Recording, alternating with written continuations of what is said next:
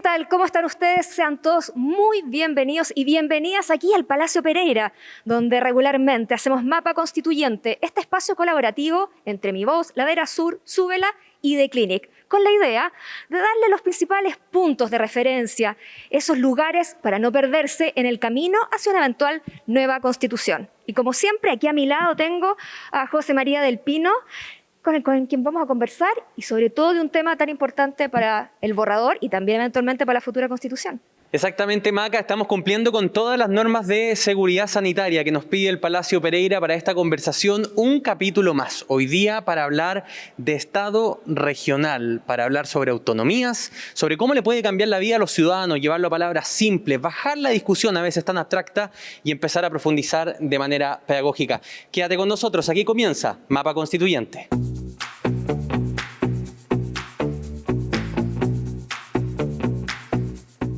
Y para comenzar la conversación tenemos a dos especialistas que nos van a ayudar precisamente a orientarnos en este mapa constituyente. Tenemos aquí frente a nosotros al profesor José Luis Lara, él es profesor de Derecho Administrativo de la Universidad Católica. ¿Qué tal? Muy buenas tardes, gracias por estar con nosotros. Mucho gusto. Un tremendo agrado estar con ustedes esta tarde acá en el Palacio Pereira. Para hablar de territorialidad, autonomía, por supuesto, y también está aquí con nosotros José Antonio Ramírez, profesor de Derecho y Economía de la Universidad Pública de O'Higgins. Profesor, ¿qué tal? Bienvenido. ¿Qué tal? Un agrado estar compartiendo con ustedes, con José Luis, para instruir y dar algunos elementos a quienes nos están escuchando para ir a votar informados. Esa es la idea, votar informados. José, ¿por dónde partimos? Para votar informado hay que tener información y partamos siempre, como lo hacemos en cada capítulo, de lo mayor a lo menor, ¿no? Desde lo general a el caso particular. Hagamos una distinción de inmediato, José Luis. ¿Qué contempla la Constitución de 1980 o 2005 para otros, dependiendo de quién esté hablando, respecto a la configuración del Estado chileno y cuál es la diferencia sustancial con esta propuesta de Estado regional que contempla este borrador de nueva Constitución? Por supuesto, José María, la Constitución del 80 estructura en lo que respecta al Estado en distintas unidades territoriales. El nivel central, la región, la provincia y la comuna. Y también contempla territorios especiales.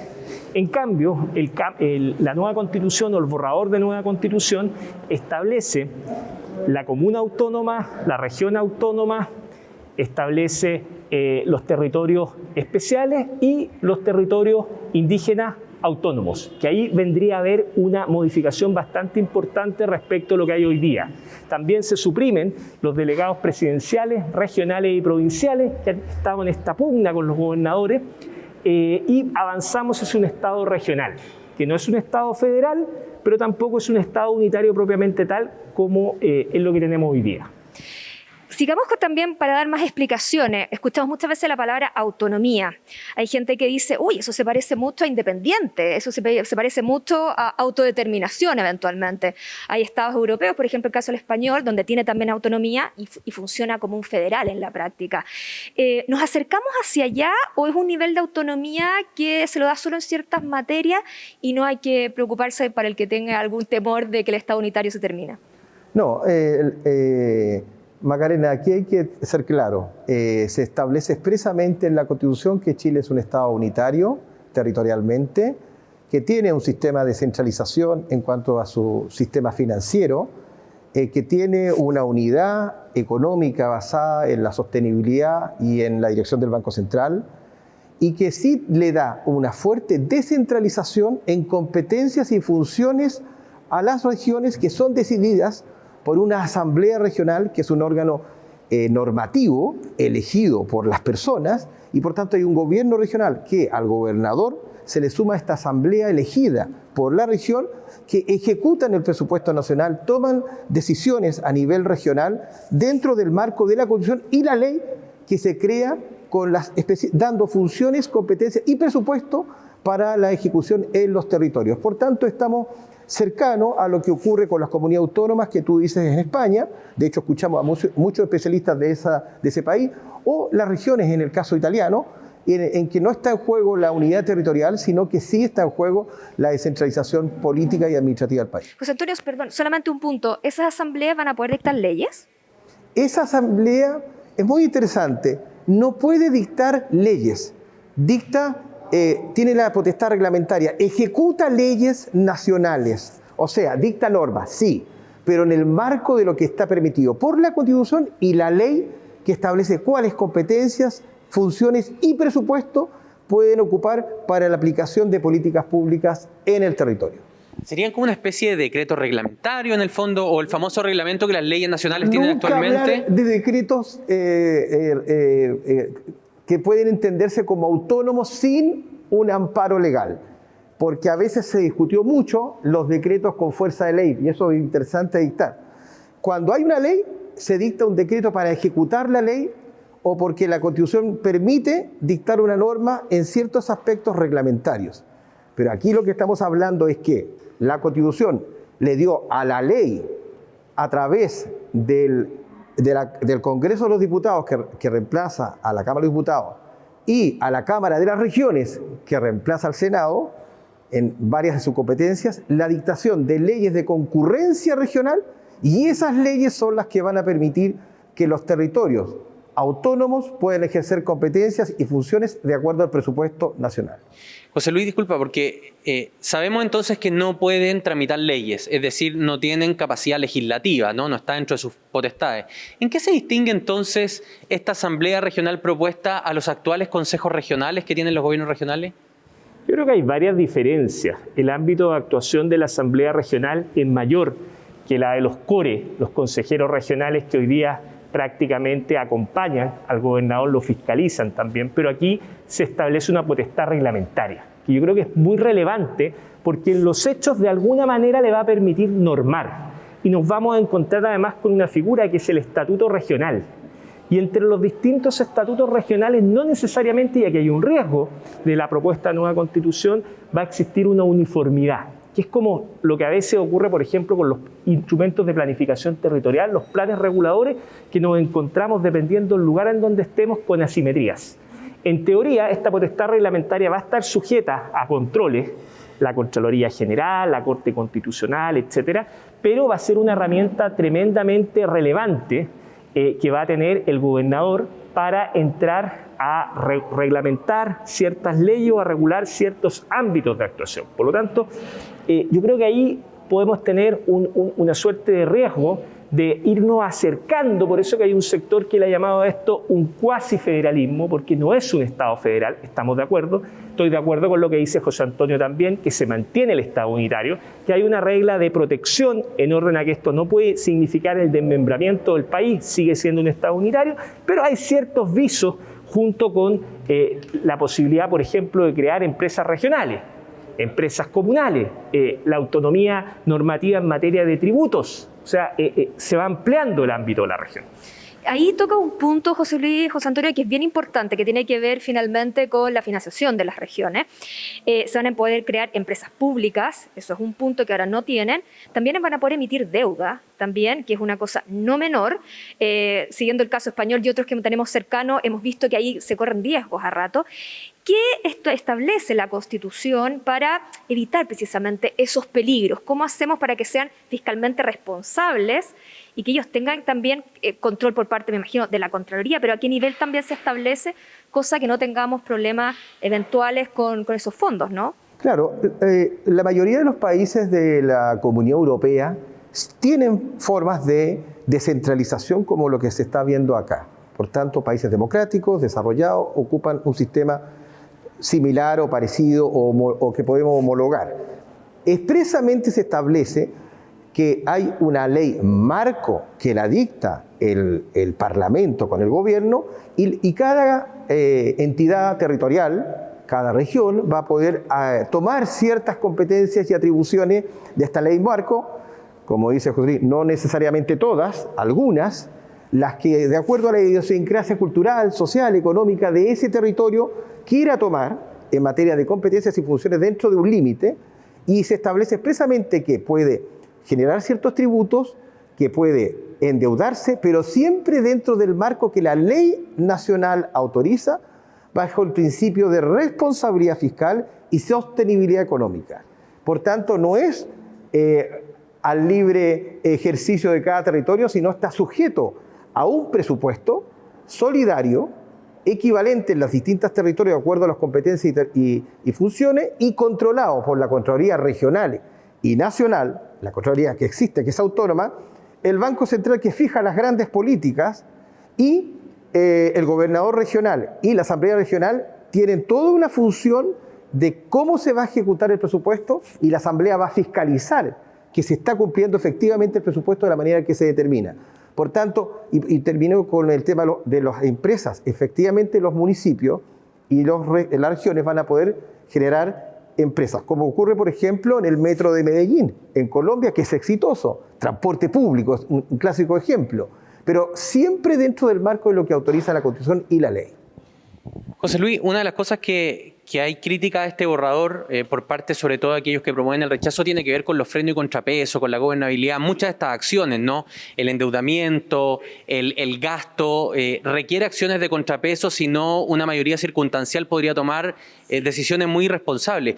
¿Cómo evalúas tú ese hecho, ¿no? ¿Cómo se fiscaliza, por ejemplo, que, voy a poner un ejemplo, la región de la Araucanía, con una asamblea a favor del gobernador, resuelva emitir deuda para financiar, no sé, un megaproyecto, un tren bala, ¿no? Y que al final del día eso sea impagable, pero contó con los votos de la asamblea, contó.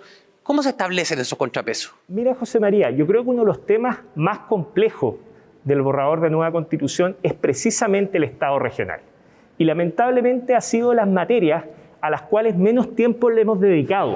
Entonces, si uno lo compara con otras comisiones, por eso me parece que el programa que estamos haciendo hoy día viene muy bien. Y uno de los tópicos donde se manifiesta con mayor intensidad esa simetría de los frenos y los contrapesos, los check and balance, como dicen los norteamericanos, es precisamente en esta configuración del Estado regional. Porque nosotros vamos a pasar de un sistema presidencialista muy fuerte a debilitar al presidente de la República.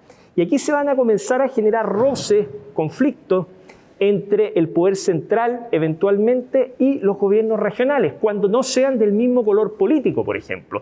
Ya que citamos casos como el español, ya vemos todo lo que ha pasado con Cataluña, todo lo que ha pasado con algunas tensiones que hay ahí. Nosotros también tenemos nuestras propias tensiones. Por lo tanto, a mí me preocupa también cómo va a operar la coordinación de los niveles regionales con el nivel central. Evidentemente, si el presidente es del mismo color, o del mismo partido, del mismo bloque, del gobernador, debiera existir una cierta armonía. Pero la pregunta es, ¿qué va a ocurrir cuando eso no suceda en un territorio? Hoy día tenemos la figura del delegado presidencial. El delegado presidencial regional y el provincial desaparecen. Y se crea una figura que es esta especie de consejo regional, que integra, o Consejo de las Regiones, que integra a los distintos gobernadores, que va a estar integrada también por el presidente de la República. Entonces, la pregunta, tampoco la Constitución responde de cómo se van a adoptar las decisiones. Probablemente eso va a quedar entregado a una ley posterior, una ley que regule esto, pero hay muchas dudas. Hay mucha burocracia, está creciendo la administración del Estado. Y cuando hay demasiados órganos públicos, sin una debida coordinación, podríamos llegar incluso a una suerte de Estado fallido. Y eso a mí me preocuparía profundamente. José Antonio, ¿tú compartes los temores que tiene José Luis? A ver, desde la Segunda Guerra Mundial, todos los países desarrollados han establecido formas de descentralización. No hay ninguno que tenga un Estado unitario centralizado y por tanto Chile, en Europa estoy hablando de los países desarrollados que tienen un tipo de derecho similar de raíces románicas, greco-románicas, que es como el caso chileno. Y todos los países siempre han tenido este debate. No es nuevo, no estamos inventando la pólvora. Quizás Francia es el único que va un poquito más atrás en eso. Hay siempre mezcla. Y dice bien José Luis, en Italia, la Lombardía ha tenido ciertos también reclamos respecto a mayores competencias. Ha pasado en muchos países. Ahora, la verdad es que yo creo que el marco constitucional da plena seguridad. Y lo discutimos, me tocó estar en muchas sesiones al respecto, porque hay normas expresas de responsabilidad, de coordinación, que se hacen porque la ley nacional es la que establece el marco. Y lo que hace cada región es entre el gobernador y la asamblea regional. Eso elimina el riesgo que el gobernador sea de la orientación del presidente, porque la ley de presupuesto se aprueba, como sabemos, por el presidente y el Congreso, el Parlamento, a través del Congreso de Diputados y la Cámara de las Regiones, ex Senado, por decirlo así, Y en la región, la Asamblea Regional es elegida, que co-legisla, co-diseña la aplicación de la política con el gobernador. El gobernador no se manda solo, tiene esta asamblea para estas grandes decisiones presupuestarias o de ejecución presupuestaria o de creación de fondos que la ley le autoriza para proyectos concretos. Por tanto, cualquier proyecto de infraestructura tiene que pasar por el gobernador y por la Asamblea Regional. Y en los municipios pasa otro tanto. Tiene que estar de acuerdo el Consejo Municipal con el alcalde. Por tanto, hoy día tenemos un sistema democrático, fiscalizado, que sí vamos a tener que tener formas de coordinación y todas las normas de coordinación están en la Constitución, consagradas y tienen que desarrollarse a través de las leyes. Este proceso, claro que es nuevo, es distinto, pero yo no veo ninguna posibilidad de fracaso por la norma constitucional. Ahora ya va a depender de la cultura de los chilenos que sepamos ejecutar esas normas. Claro, y en el caso de las culturas, José Antonio, y aquí paso a preguntarle a José Luis, nosotros en Chile tenemos una institución que funciona pudiendo asignar recursos actualmente o sancionando al menos, dando el visto bueno, que son los consejos municipales y las municipalidades, que a través de sus corporaciones, no voy a generalizar, pero las corporaciones de las municipalidades han sido caja pagadora y la Contraloría les cae encima, y en Chile no han quebrado regiones ni el gobierno central, pero han quebrado municipios. Eso habla un poco de la cultura chilena. ¿No aprendimos nada de esa lección o aquí podría volver a ocurrir eso? Yo creo que perfectamente. Si tú te fijas, tal vez una de las mayores críticas que uno le formula a este modelo de Estado regional es que incrementa el aparato estatal. Y a nivel de la comuna, citando tu ejemplo, se produce una proliferación de regulación orgánica de unidades juntas de vecinos, conjuntos de juntas de vecinos, a las cuales le atribuimos personalidad jurídica, derecho público, en fin. Por lo tanto, aquí nos vamos a encontrar en una situación en que vamos a tener regiones con un fuerte patrimonio, con una gran cantidad de recursos. Yo me temo si va a existir o no capacidad de gestión de esos recursos a nivel de las regiones. Vamos a tener efectivamente, como lo planteaba también José Antonio, una Contraloría, vamos a tener una Corte Constitucional. Aquí se van a generar problemas competenciales tremendos, que ya venían, por lo demás, de la reforma del 2017, porque esto no es nuevo, esto viene ya el 2017 avanzando a nivel de las regiones. Ahora, a mí lo que más me preocupa son las disposiciones transitorias. ¿Y por qué? Porque yo no advierto un periodo de gradualidad en las transitorias. A diferencia de lo que pasa con la Corte Constitucional, a diferencia de lo que pasa con el Senado, aquí básicamente va a haber una continuidad. Se aprueba la Constitución y los municipios van a pasar a ser comunas autónomas. Y se van a desarrollar una serie de situaciones. Por ejemplo, la posibilidad de colaboración de las regiones extremas con servicios públicos de otros países. Yo creo que ahí va a haber un tremendo signo de pregunta respecto de qué va a ocurrir. Tú ya lo dijiste, el tema del endeudamiento, el tema de las empresas locales, regionales. ¿Cuánto se va a impactar a la pyme? Porque estas empresas locales, estas empresas regionales, no van a ser Codelco, no van a ser ENAP, no van a ser el Banco Estado, van a ser empresas que van a competir directamente con la pequeña y mediana empresa. Eso es lo que uno podría advertir. Hay también otro punto que no hemos tocado que tiene que ver con la autonomía territorial de los pueblos indígenas, que eso también es algo que tenemos que conjugar con este nuevo mapa que estamos creando de cómo va a ser el Estado. José Antonio, ¿cómo va a funcionar eso? ¿Cómo se engarza? ¿Cómo se conjuga con lo que hemos estado hablando? Porque eso sí también es una novedad con lo que tenemos ahora. Sí, yo quiero tomar ahí, hacerlo un poco Por entretenido. favor, interactúen. Están en el living de su casa. Entonces, la verdad es que las pymes no corren ningún riesgo. Las empresas que se crean, que pueden crearse, que son muy específicas y especiales, son de interés social. Son para suplir problemas que justamente las pymes no pueden abordar. Perdón, José Antonio, disculpa que me interrumpa. ¿Ese interés social es discrecional? ¿Lo define el gobernante de turno o está en el texto? En la Constitución establece que son de interés social, de interés público. Incluso la infraestructura se define en la Constitución de interés público. El ejemplo clásico es el transporte público. Una pyme no va a establecer un tranvía, ni buses eléctricos, en fin. Entonces, si queremos tener transporte público de calidad, para eso está, como en otras comunas de otros países que por ejemplo en Tenerife, en España, la comuna tiene toda injerencia para el transporte público. Entonces, perdón, José Antonio, claro, pero tal vez una red de colectivos sí sea una pyme con transporte público. Entonces, por eso yo creo que hay que tener... Efectivamente. Vamos a tener años movidos para adelante, eso está claro. Tiene razón, exacto. Pero ya estamos siempre en la casuística, pero no es que vaya a haber el municipio vaya a tener un mini mercado, ni va a tener un kiosco, no estamos hablando de eso, estamos hablando de... ¿Podrían ser distribuidores de gas, por ejemplo, a propósito? Exactamente. ¿Podría ser el municipio distribuidor de gas? Por ejemplo, farmacia, por ejemplo, gas, por ejemplo, ese tipo... pero dentro del marco de competencias que la ley nacional autorice, que se tiene que dictar, dentro de las normas que la misma región o el municipio se adopta y que tiene que tener, por tanto, una regulación. No es que hagan lo que quieran en cualquier momento determinado.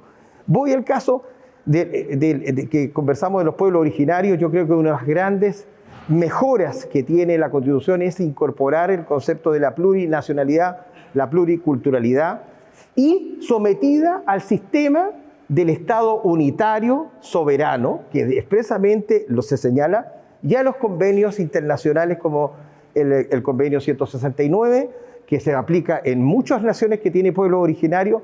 Entonces es verdad que se habla de... Antonio, perdón, pero ese convenio establece la consulta a los pueblos, pero no exige en ningún momento que sean vinculantes dicha consulta. Exacto.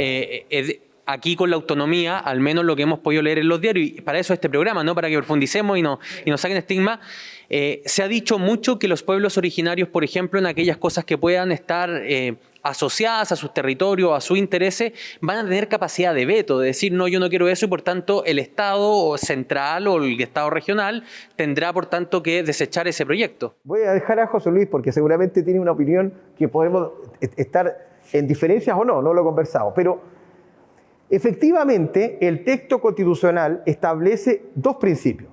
Hay autodeterminación, sí, lo dice expresamente, y hay, por tanto, y obligación de consultar a los pueblos originarios, sí. Pero, ¿qué hace el Estado? Toma esa información y la aplica en su política pública. Pero la decisión de la política pública es del Estado, las normas legales son del Estado, y por tanto, no es que la ley sea lo que expresamente se consulta y que sea vinculante la ley, sino que es vinculante lo que se consulta. Tenerlo en consideración. Se fundamenta y se tiene que observar aquello, pero la decisión de qué se hace normativa y reglamentariamente la toman los órganos estatales que hemos dicho antes, en el territorio. José Luis, autonomía, autodeterminación, territorio, ¿cómo lo ves tú? Mira, yo creo que uno de los temas más complejos del cual está hablando José Antonio es el que dice relación efectivamente con las autonomías territoriales indígenas. ¿Y por qué? Porque si tú te fijas en el texto de la nueva Constitución, la regulación es bastante acotada, a diferencia de lo extenso que es en materia de comuna autónoma, en materia de región autónoma.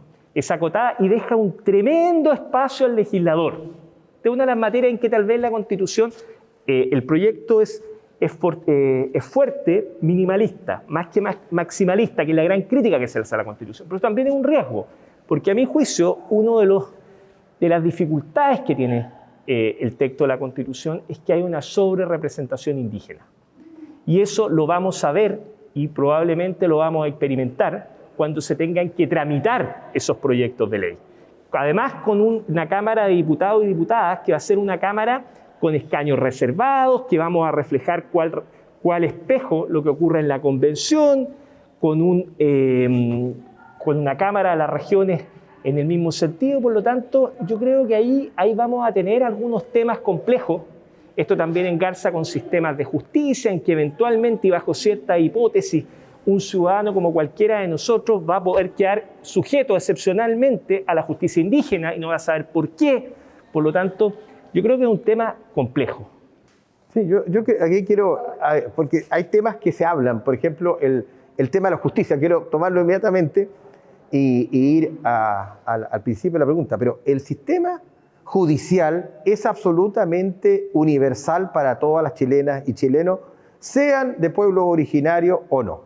Lo que pasa es que se toma en consideración los valores, la cultura, para algunos aspectos. Si estamos frente a un delito, un crimen, un robo, un homicidio, una violación, se aplica la ley común que está en el Código Penal y en el Código Civil. Pero eso no está establecido.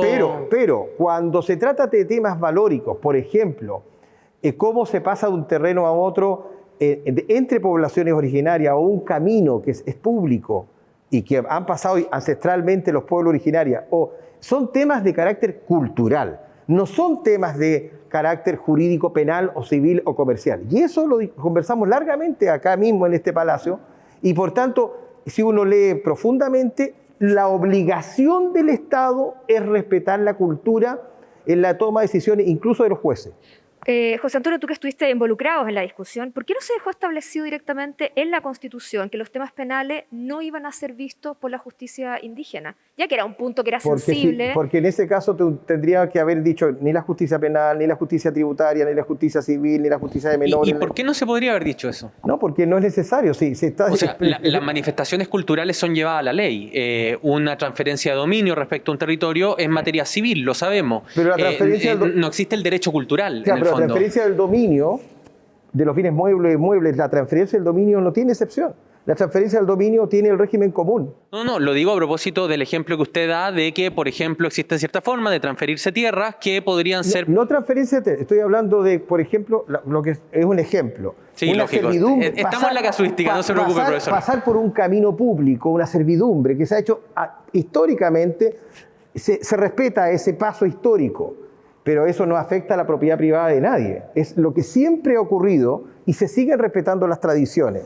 A eso nos estamos refiriendo. O sea, ahí podría entrar como, vamos igual a invitar a ustedes que nos están viendo en casa a que vean el capítulo especial de Sistema de Justicia que tenemos, ¿no? Pero en el fondo lo que logro entender de sus palabras es que esta idea de tener dos sistemas más bien aplica sobre la costumbre como fuente del derecho respecto a la cosmovisión de los pueblos originarios y no a la práctica, al ejercicio mismo del derecho. Prima el derecho común. José María, yo creo que uno de los elementos que de alguna manera altera el régimen general nuestro es la plurinacionalidad. Respecto al multiculturalismo, yo estoy totalmente de acuerdo, porque efectivamente hay múltiples culturas dentro de nuestra nación. Pero hablar de plurinacionalidad y hablar de distintos estados, creo que genera un elemento que va a hacer eco en la gran mayoría de nuestros teleescuchas, porque tiene una serie de implicancias respecto al territorio e implicancias respecto del mar también, con esta incorporación del maritorio, por ejemplo. Nos quedan muy poquitos minutos, segundos, y precisamente el tema que queríamos para cerrar, que tiene que ver con el maritorio, que ya es un concepto que si bien jurídicamente se usaba hace un tiempo, en el caso quizá de la gente común y corriente, no era algo que tuvieran quizá, no estuvieran familiarizados con él. ¿Qué significa eso? ¿Cómo cambia en relación a lo que ahora conocemos? José Antonio. El concepto lo que quiso es salvaguardar el mar, las propiedades del mar, como parte de la soberanía nacional. Hoy día está en el territorio. En el mar quedó una especie, podía entenderse de alguna manera como excluido de la protección del principio de la soberanía. La verdad yo no veo ninguna diferencia respecto, es una aclaración, una explicitación de la protección del mar que me parece correcta. Por ejemplo, evita la comercialización del agua de mar. Vemos hoy día que el agua de mar estaba siendo progresivamente ocupada por actores privados para comercializar sin fines sociales, sino de lucro privado, el agua de mar, y eso claramente, por ejemplo, se evita con este concepto de que el mar es un bien que pertenece a toda la comunidad, a todos los habitantes de este territorio y que tiene una protección especial como bien común que debe protegerse dentro del concepto de la naturaleza. José Luis, muy chiquitito sobre el tema. ¿Eso implica que tenemos, por ejemplo, que revisar tratados limítrofes? A mí me preocupa profundamente porque, como bien dice José Antonio, el mar tiene una protección que viene del Código Civil. Si el mar es un bien nacional de uso público, por lo tanto, ¿qué sentido tiene incorporar este elemento del maritorio que efectivamente nos puede generar conflictos con países limítrofes respecto del área de influencia, del mar territorial, etcétera, si en realidad administrativamente el mar queda sujeto a la tutela de la proyección de las regiones, salvo que la ley disponga algo distinto, como en el caso de la isla de Pascua en relación con Valparaíso.